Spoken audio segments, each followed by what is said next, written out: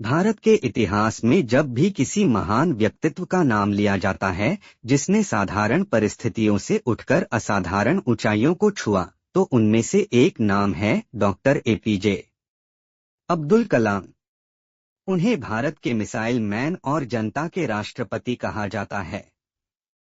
उनकी जीवन यात्रा इस बात का सबसे बड़ा उदाहरण है कि संघर्ष, मेहनत और दृढ़ संकल्प के बल पर इंसान असंभव को भी संभव बना सकता है।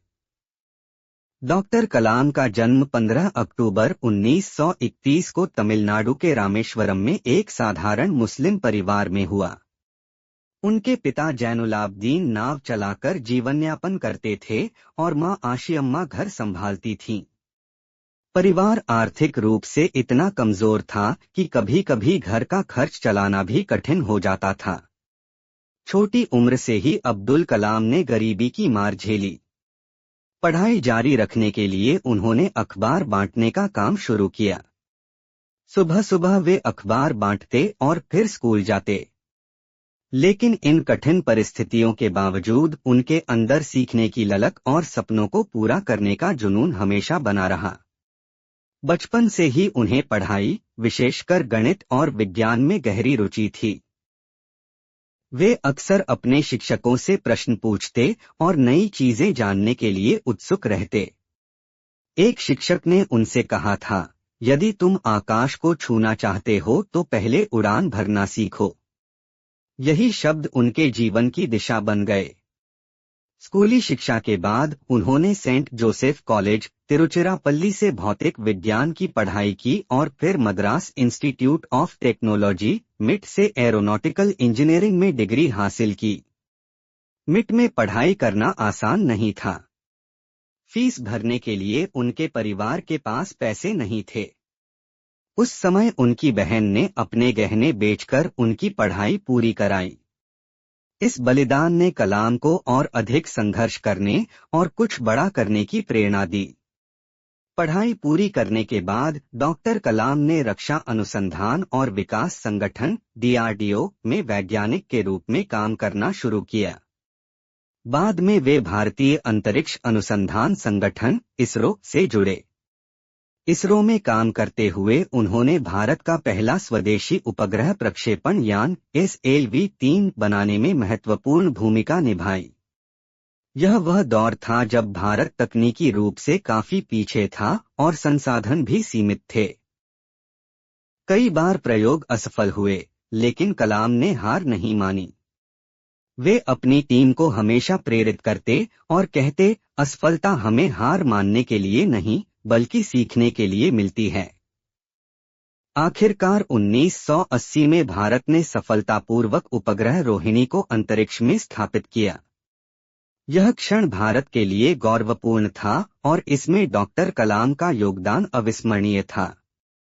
1980 के दशक में भारत को अपनी सुरक्षा के लिए स्वदेशी मिसाइल तकनीक की जरूरत थी। उस समय डॉक्टर कलाम ने integrated guided missile development programme IGMDP का नेतृत्व किया। इस कार्यक्रम के अंतर्गत अग्नि, पृथ्वी, आकाश, नाग और त्रिशूल जैसी शक्तिशाली मिसाइलें बनी। इन सफलताओं ने उन्हें भारत का मिसाइल मैन बना दिया। लेकिन इस सफलता के पीछे वर्षों की मेहनत, अनगिनत असफलताएं और संघर्ष छिपा था। कई बार मिसाइल परीक्षण असफल हुए, मीडिया ने आलोचना की, लेकिन कलाम ने कभी हार नहीं मानी। वे कहते थे, यदि तुम सूरज की तरह चमकना चाहते हो तो पहले सूरज की तरह जलना सीखो।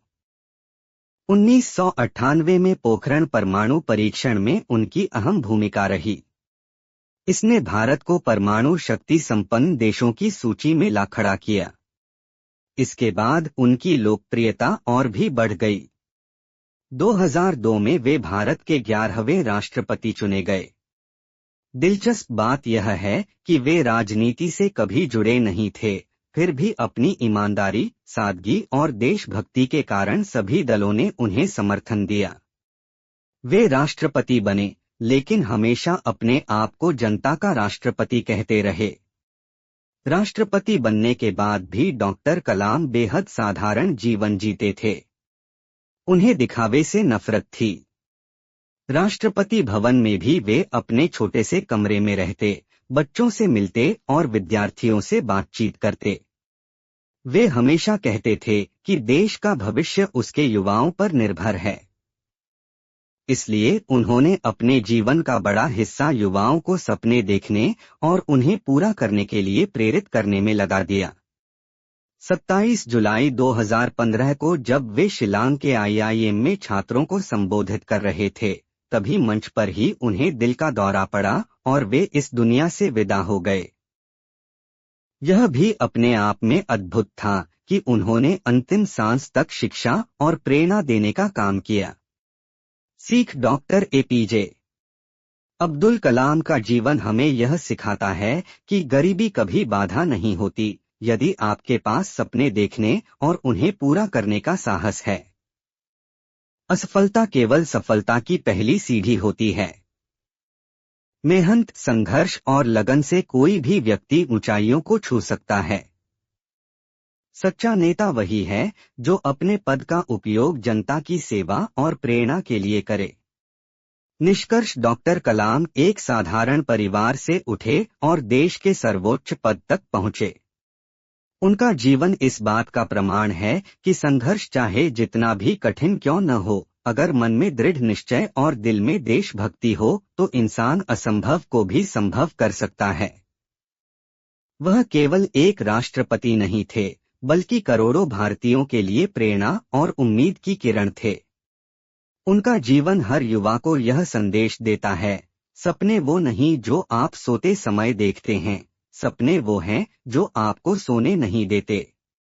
ऐसी और भी मोटिवेशनल स्टोरी के लिए चैनल को सब्सक्राइब एंड वीडियो को लाइक करें।